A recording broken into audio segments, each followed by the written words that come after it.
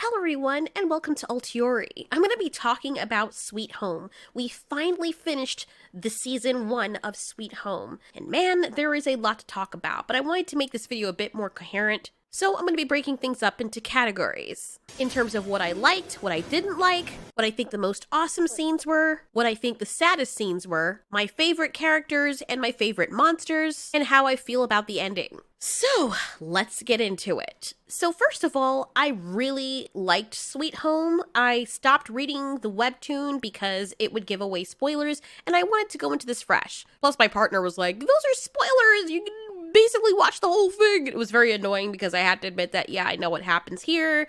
I just feel like I'm cheating if I'm watching it with someone I already know what happens. And they did change some things from the webtoon to the show, which I expected. The rundown is you have a whole bunch of people living in this apartment complex situation. They're all normal people, they're trying to get along, they're trying to go about their lives. This one guy, the main character, who is basically Ichigo, he's had a rough childhood. He lost his family, he's just dealing with a lot. And then something happens. Everyone starts to realize that people are getting sick in the apartment, and these people who have this symptom of nosebleeds turn into these vile creatures. And then basically the rest of the show is just them surviving and not getting eaten by these creatures or killed, or surviving being turned into one of these things because it's so completely random. You don't know who's going to turn or why, and if they're really nice people, they can become really mean people if they turn into monsters, which is a very big problem. So it was a really nice concept because it wasn't just a zombie movie, it was something quite different in that all the monsters had their own appearance. There's no two same monsters. The monsters are brought about from people's desires. So if someone wanted to be really strong, his monster form is going to manifest his desire as a human. Honestly, some of the creepiest monsters are ones that still look like humans. Like the freaking gardener, that was freaking creepy. I was like, no way. That thing, that shit, the way they did that, that was nice. I commend them. So I like the designs of the monsters. I like the character building. They actually did the character building quite well for the characters, since you're going to see these same few people over and over again. They actually did it really, really well. I wasn't expecting to like a lot of the characters the way that I ended up liking them.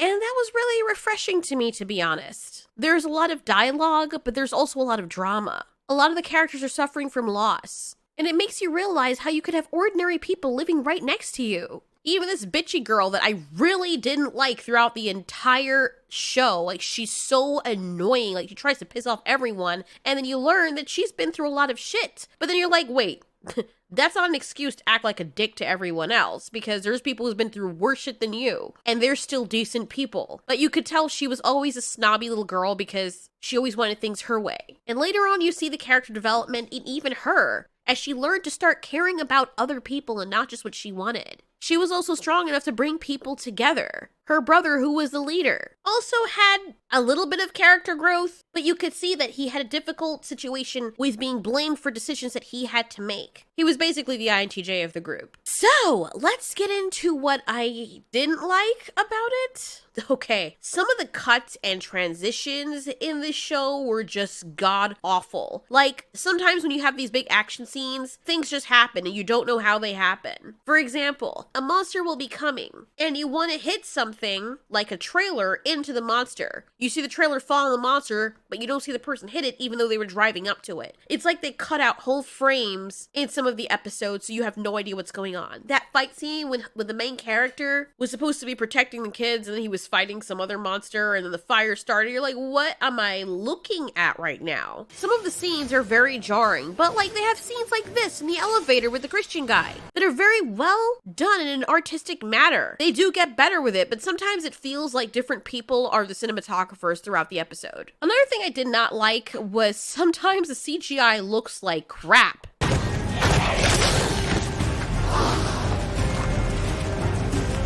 I felt like I was watching Beetlejuice back in the When did Beetlejuice come out? Anyways, that was something I didn't like. Also, there was a lot of dead air between people sometimes that just wasn't necessary. I didn't like the ballet character girl. She was unbearable to watch throughout this entire season up until the very end when she was just about tolerable. And if there is one thing that I have to complain most about this series is the overuse and inappropriate usage of that freaking song that I know they paid a lot of money for, but it doesn't mean you have to use it in the most stupidest situations. Now every time I hear that song, I hate it. Overusing a song in shows is how you get people to hate the music. The song is by Imagine Dragons. It's called Warriors, but good God, now I hate it. I love Imagine Dragons. But this is the only song of theirs now I can actually say this show made me hate the shit out of that song.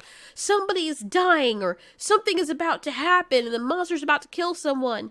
Here we are, don't turn away now, or something like that. And it just doesn't fit. It's an epic, inspiring song. You don't play that when someone's dying or when you have a horror theme. It's weird. It's the equivalent of playing this when a horror theme is happening.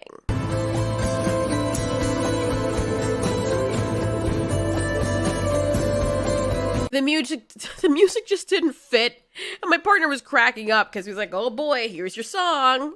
Because as soon as it starts, it's like, as a child, you would wait. And I'm like, oh my fucking God, this song is annoying. It's like the kind of person that put the song on repeat for like 100 times. You're like, yeah, I'm jamming with it. I could listen to it 16 times. I could listen to it 20 times. I cannot listen to it over and over again for all of eternity. It feels like one of the monsters of the show was the freaking song. And you know it was bad because I'm bitching about it for so long. It was freaking a nightmare. Near the end of the season, they actually stopped using it and started using other stuff that were more appropriate for the scenes that they were covering. Jesus. Maybe these people don't have a lot of experience when using that, but like, I guess they paid enough money for Imagine Dragons for that song. They're like, let's use it as much as possible. Or maybe Imagine Dragons was the one like, okay, if you want to use your song, you have to put it and use it throughout these episodes, but that still makes no sense because song artists technically don't do that. Use it at the end. Don't use it throughout a scene like this. Like a scene like this would be happening, like the one we're seeing on the screen right now, with her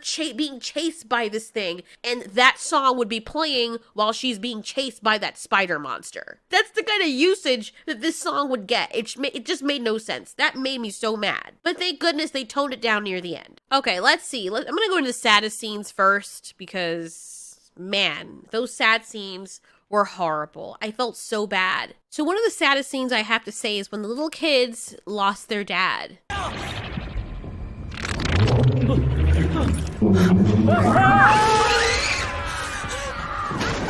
That was really freaking sad. I cannot imagine that happening to my dad. Like, seeing him die in front of you. Oh my God, dude. Those poor kids. That for me was one of the saddest moments. But that wasn't the most sad moment. One of the other sad moments is when they kill the slime monster, who was obviously a friend. I think the slime monster had also protected Hyunsu, the main character, because there was a point when he went in somewhere and he was trying to fight, turning into a monster, and then this thing was enveloping him and dripping, and I'm like, wait, what? Was it protecting him from the other monsters? What was happening in there? I couldn't really tell. I thought he was turning into that monster. This is before I knew that the slime monster was its own thing. And then on top of that, the slime monster also saved the little boy. And then he was trying to tell them, no, wait, it was holding up its hand.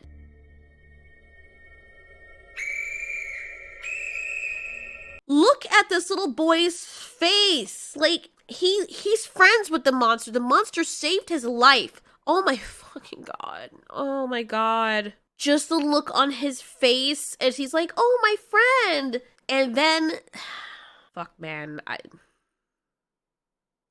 That hit me hard. And the other thing is that the kid thought because they lost their father and they know that there's some people like the main character who can fight off changing into monsters and still have their humanity, he thought that that might have been his father.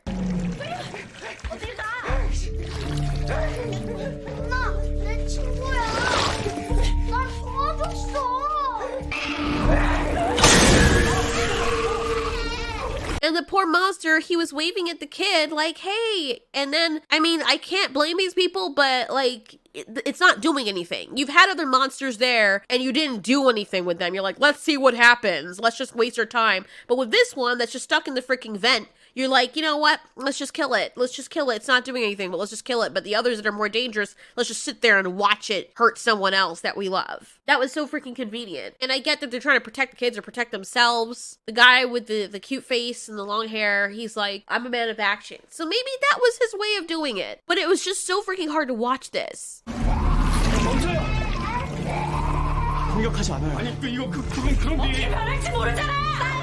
What the main character is basically saying, stop, you know, he's a monster, but you know, he's good. But then they're like, no, it's a monster.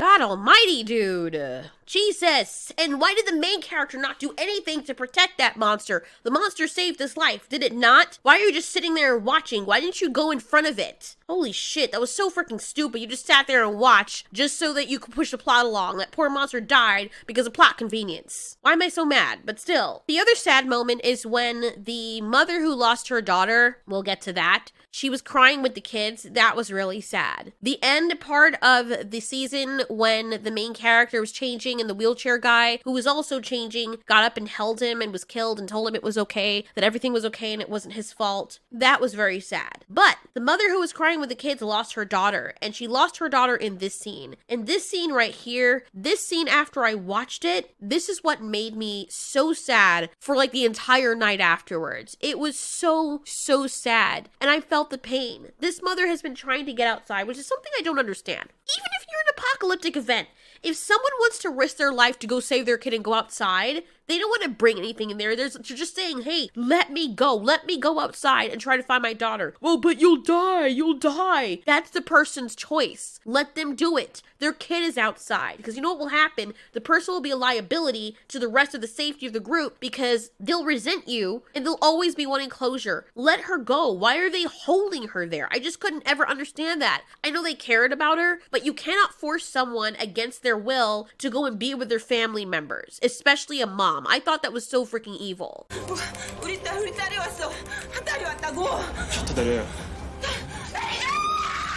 I know the leader's just doing his job. I know he's coming from a place of he has to protect everyone because that big sucker thing from the beginning of the season that sucks people's soul case out of them, it can come and you know, it sucks people. It sucks. But the gate's already open. Just throw her out. Just let her out.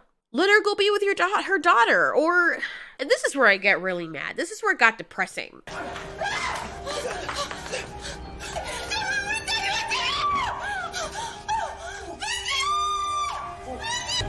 Her daughter is right there. I get it. There are monsters out there, but her little girl is out there. You're not gonna go out and save the little girl, throw the woman out and let her go save her daughter or be with her daughter. So what the fuck happens if she dies? It doesn't matter. Let her be with her kid. Let somebody try to hold me back and tell me I can't go out and save my kid. Bitch, I will open your whole skull. And then it gets worse because he goes out to help her and...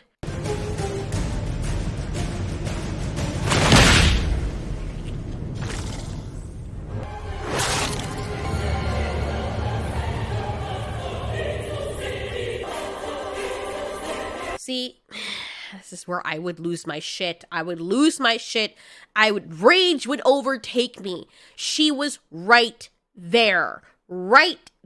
And you prevented this mother from going... This is the only part of this entire show I know will be burned into my memory for the rest of my life.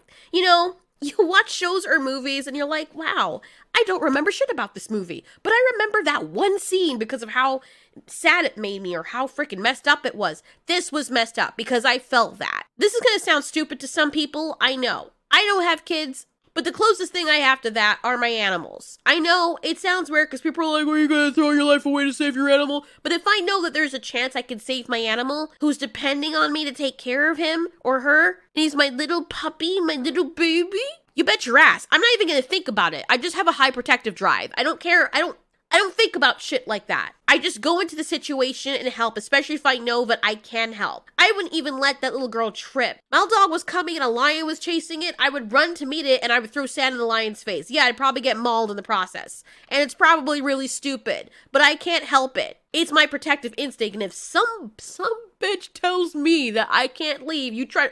Oh boy. Oh, I will.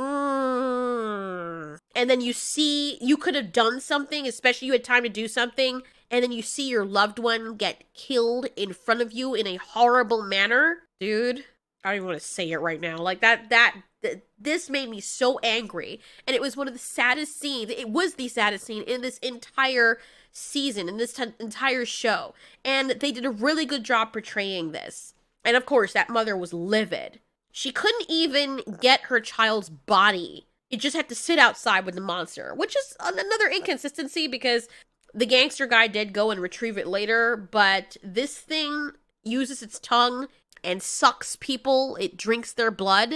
But when the daughter was retrieved, she didn't look mummified like the other things that it drinks. She just looked normal, like she was in the rain for a long time. And I think they did that for the mother's sake so that when she's hugging her daughter, it would look more, people would be like, less ew and more aw, that's really freaking sad. Or maybe for the sake of the audience, they were allowing us to see things through the mother's eyes. Because tell the truth, if you love someone very much and their body was disfigured and you were mourning over them, you wouldn't see how disfigured they are. You would still see the memory of them, what you know them to look like. And by the way, I looked up, I cheated. I looked up if the dog died. There's this site called Does the Dog Die? And I was like, yes, oh God, thank God.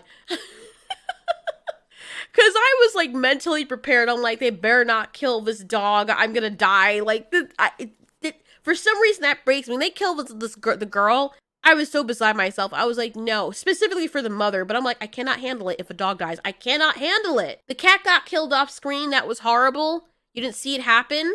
It was already dead. And it was so disgusting and gruesome. But, you didn't see it happen. But if they kill this mother freaking dog, especially with how freaking cute it is, people are going to be mad. I respect movies and TV shows that take that liberty to kill animals that people connect with because that's something brave to do. That's talking about stunning and brave. That's stunning and brave because that is hard to do. Not just for the people to watch, people are going to be freaking mad at you for doing that, but you yourself. Have you ever tried to imagine what it would be like to have an animal hurt? That would be, that hurts you. Even in John Wick, apparently the guy who was responsible for killing the puppy, when they were filming, it was so hard for him. And every time they cut, he had to go and hug the dog because he felt horrible. It's like he had to reaffirm to himself that the puppy was okay and he loved the puppy. So I did cheat. I'm sorry, but I had to. That's the one spoiler I don't mind getting. Okay, so on to the scariest scenes.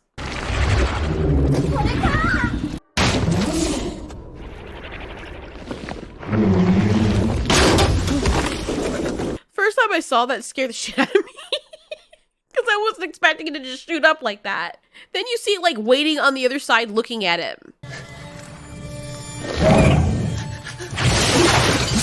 That's what it gets. Those things look like frickin' Suezos from Monster Rancher. I can't believe I couldn't take care of those dokos. Some of the scariest scenes. When this thing was creeping around.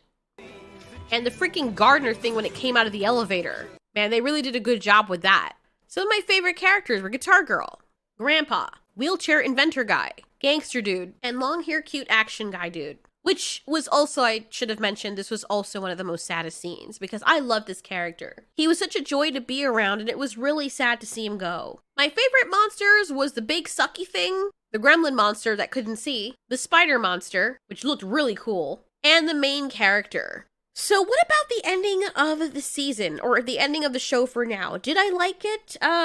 No, I did not. I mean, it was okay, but that's not what I was expecting, and I just did not like how near the end, you just stop seeing monsters. It's like, oh, we're afraid to go outside, and then all of a sudden, magically, no monsters are outside. Then there was a big-ass kaiju protein monster, but that mysteriously disappeared too. Like, all the monsters are like, we'll just forget there's people in the building, and just go somewhere else. Big-ass protein monster who came from the building, and is now, like, 60 feet tall, conveniently forgets there's people inside the building, and just decide to crush it and try to get in. Seems like an awful convenience. We also didn't get the payoff with the dead baby, that mother who was pushing around that stroller. Did she turn into the baby in the womb monster, or was that something she was growing. I would have loved to have known that. I know they're supposed to be making a season 2, but yeah, I was expecting a little bit of payoff from that, but maybe they're going to use it for later, who knows. So that's my thoughts on Sweet Home. That's what I liked about it, what I didn't like about it. I think that they can get better from here on out. I feel like this would have worked better as an anime in my opinion, just a feeling. I mean, it's cute that they were brave enough to take the step and trying to make this happen CGI and with regular people. I just feel like the story could have been told better and a lot more could have been done with it as an anime. And I have a feeling that they started making humans the monsters near the end because they exhausted all of the expensive CGI work from the monsters, so you saw less and less of them. And that was very unfortunate. In anime, you don't have to worry about that. And it's called Sweet Home, but it's about the monsters. I mean, I didn't finish reading the webtoon, so for all I know, it does the same thing. But I hope they do a better job next season of at least making things more coherent, make the transitions actually make sense, because that was very hard to follow, firstly. A lot of the camera work was very well done, but just some of the cuts just didn't make sense to me. Am I looking forward to season 2? I mean, I'll watch it, but like I said, it seems to be less about the monsters now and more about people that look like monsters, which is heavily convenience for a show like this because it does cost some money to do the CGI. I get it, or the claymation, some of the scenes that they use, and it's well done. I'm just afraid that they're not going to hold it up. And part of the appeal that I had for the show was the monsters. So it would be very unfortunate if the whole or the entirety or most of season 2 is going to just be humans with black eyes. Anyways, that's my opinion. For those of you who've read the rest of the Sweet Home comic webtoon, what did you think about it? Somebody said that they butchered it in the show. Do you think the webtoon is still better? Let us know in the comments, and thanks so much for watching. If this has been Altiori, you ask, we answer.